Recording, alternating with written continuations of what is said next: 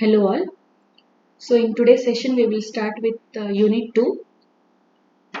In Unit 1 in the previous sessions we have talked about artificial neural networks, also called as multi-layer perceptrons, which are basically layers of neurons stacked one over the other with many number of learnable parameters like weights and biases. These weights and biases can be updated to optimize the loss function or the cost function. And the neurons receive input signal. We apply some activation function by multiplying it with the weights and then generate the output. These are all a series of steps what we have studied in the first unit of multi-layer perceptron model. In second unit, we'll talk about the image classification using that multi-layer perceptron model what we have done in the previous sessions. So before moving on to this first topic, let us have a quick look on the topics of Unit 2.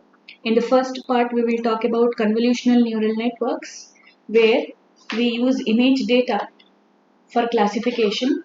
First, we'll use MLP for classifying of the images, and we'll talk about the drawbacks which replaced MLP with CNN, architecture of it, basic components, and then a hands-on session of CNN for classification of images will be done. Whereas in the second part of Unit 2, we will talk about different parameters or performance metrics which are used to evaluate the classification model what we have designed. We'll also talk about the tuning parameters. We'll talk about overfitting and different methods to avoid this overfitting and so on. So let us start with our first topic of today's session called as image classification with MLP. So neurons are stacked in layers on top of each other in an MLP architecture with corresponding weights. This is the MLP architecture with the input layer. I have n number of hidden layers and output layer. I will use this MLP architecture for classification of images.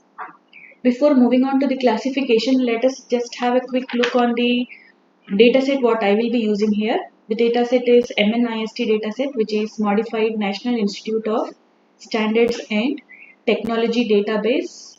And the goal of this database is to classify the images of the digits ranging from 0 to 9, that is 10 classes. It have 60,000 images for training and 10,000 images for testing. So this is a sample image which have digits ranging between 0 to 9, that is total of 10 classes. So I will be using this data set using the MLP architecture to classify. So we have input layer in the MLP architecture, we'll have hidden layers and output layers. So we will be deciding how many number of hidden layers you need to have, how many output layers, and what kind of input layer is provided to this architecture will be studied. First, we'll talk about the first part of our MLP architecture, that is called as the input layer. So this is how a computer perceives the image data. So as it is an image of digit 3, as it is an image, it will be represented as X by Y, that is height and width, 28 rows and 26 columns. Pixel values, height and width of this image is given in pixel values, and this is the way how a computer perceives the image. And the pixel values you can see closely, the numbers here ranging between 0 to 255, where 0 represents black colored images and 255 represents white color images. So this kind of image will be given as input to MLP model.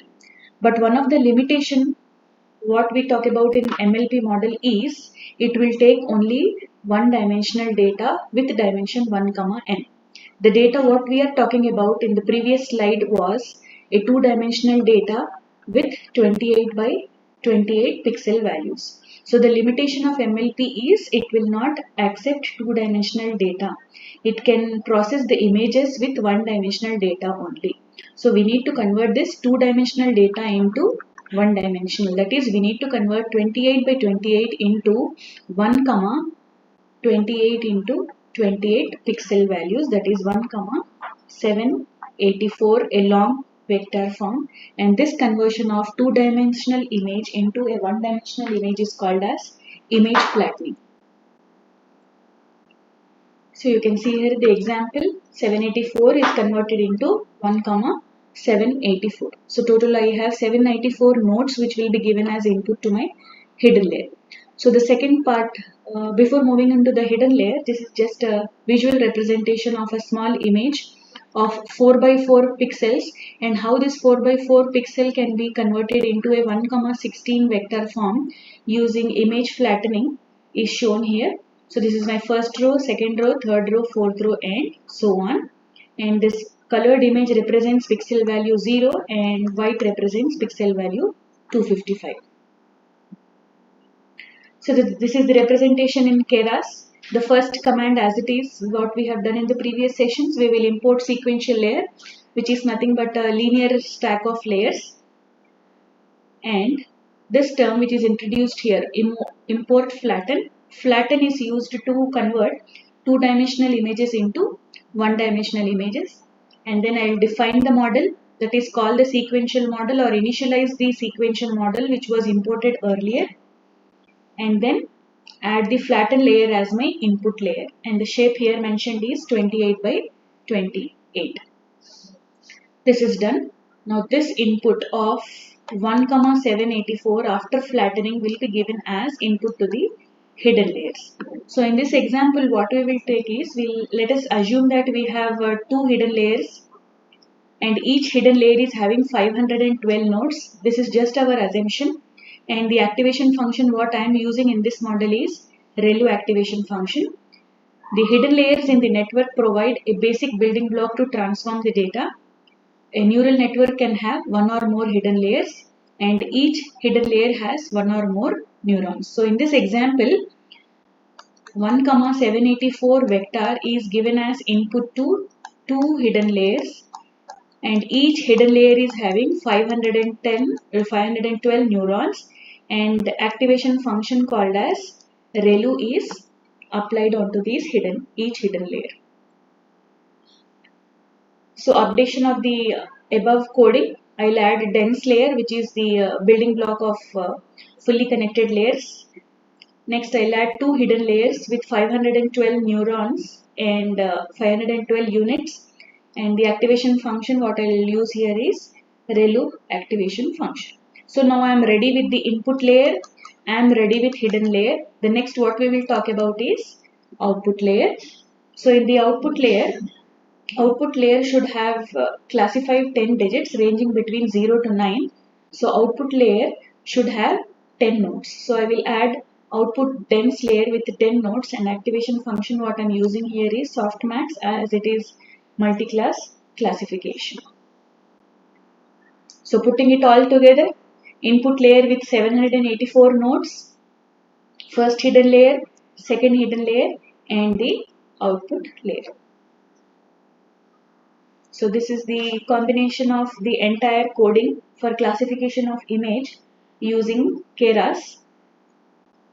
Sequential layer flattening for conversion of 2D into one-dimensional layer.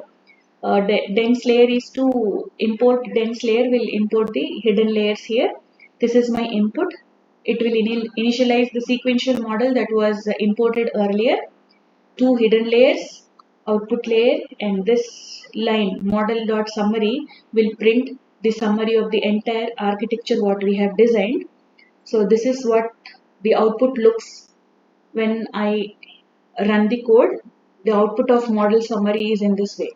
So you can see that it is in a tabular form where this parameter field represents the number of parameters, that is nothing but weights and biases, which are produced in each layer. So first layer, which is nothing but flattening layer, which converts 28 by 28 into 784, and as it is simply the input layer, weights haven't been added up yet. So here it is 0. The first hidden layer, this 784 input is given as input to the first hidden layer with 512 nodes. So I can say here that 784 inputs are provided fed as input to the first hidden layer with the 512 nodes, as it is a dense fully connected layer. I will have 512 into 784 plus each 512 will have bias applied. So 512 bias values So a total of these many weights and biases are learned in first hidden layer. Next, coming to the second hidden layer, this 512 is provided as input to the second hidden layer. So 512 of the previous layer multiplied by 512 of the present layer plus bias of each 512 nodes will give you this. Similarly, this 512 is provided as input to 10 nodes. So 512 into 10 plus bias of these 10 nodes will give these many output parameters that are nothing but weights and biases. So a total of 6,69,706 parameters are to be learned by this such a simple model of two hidden layers. This means that such a tiny network I have used, but also I am using such huge amount of parameters which are to be learned by the model, and this can be considered to be as one of the drawback. So let us look into the drawback of the MLP model. The first drawback what we talk about is spatial feature loss, and the second drawback is fully connected layer. Let us look into these two features, and these are the problems because of which convolutional neural networks got evolved. Talking about the first, spatial feature loss. So flattening of two-dimensional image into a one-dimensional vector will result in losing the spatial features of the image. For example, this is the image, and when we draw a white square on the black background, the matrix will look like this, and this is the image which is provided as input to a image flattening. Then the output what I get after flattening is 1100, 1100, 0000, and so on.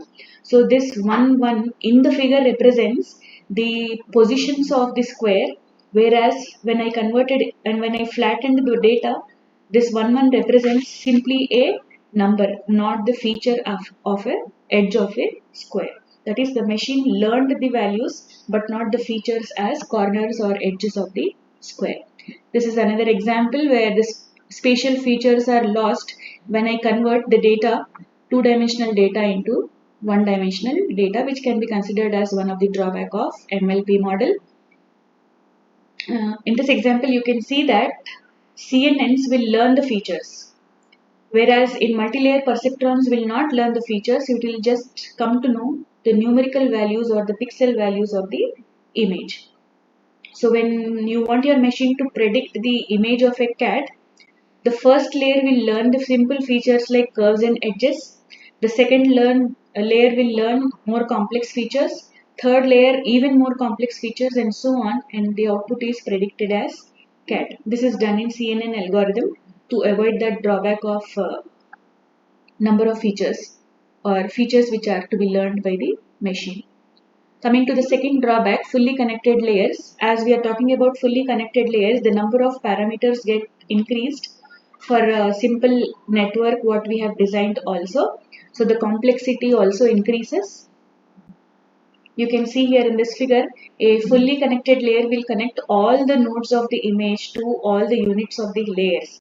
Whereas when I use convolutional neural networks, it makes use of locally connected neural network where a portion of the image which we are interested in, called as a sliding window, will be given as input to the node instead of giving all the points as input to the nodes, thereby reducing the number of parameters. So due to these two drawbacks, that is spatial feature loss as well as increase in the number of parameters,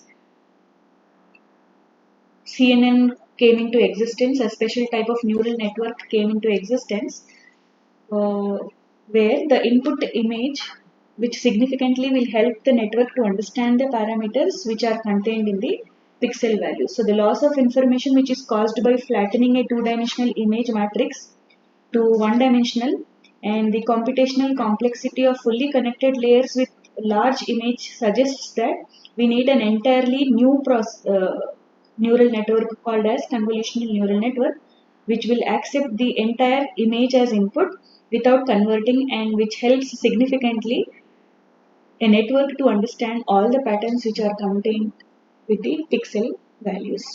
So this is the end. So this is the reason why we make use of CNNs for classification of images. So in the next class, we'll start up with the CNN architecture. Thank you.